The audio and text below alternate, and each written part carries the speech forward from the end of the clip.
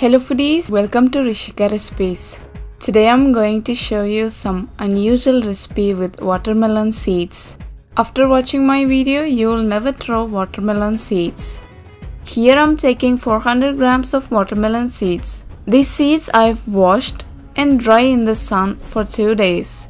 You can use readily available seeds from supermarkets. Roast the seeds on a low flame for 5 to 8 minutes by stirring occasionally. This process will separate outer layer from inner core. After roasting, let it cool down to room temperature. Now take 200 grams of peanuts and roast on low flame till out layer separates. After roasting, let it cool down to room temperature. Until peanuts cool down, we will blend the watermelon seeds. Do not blend till out layer becomes powder. Blend it till inner nut becomes powder. After blending, sift. We need only inner core.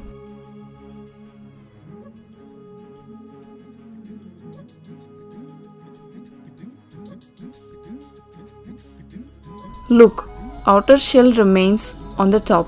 We don't need this. Now remove red layer of peanuts by rubbing and blend it to a powder. You can make slight chorus powder as well.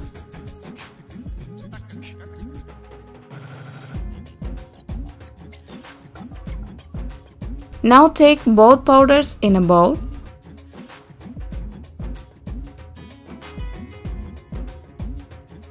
Add 280 grams of powdered sugar and 2 pinches of salt. Mix all the dry ingredients well.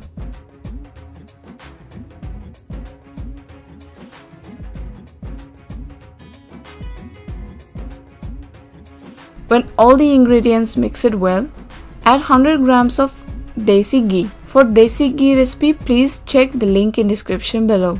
Now mix. You can use melted butter to replace ghee, but ghee gives good flavor and taste. Even ghee has good fat.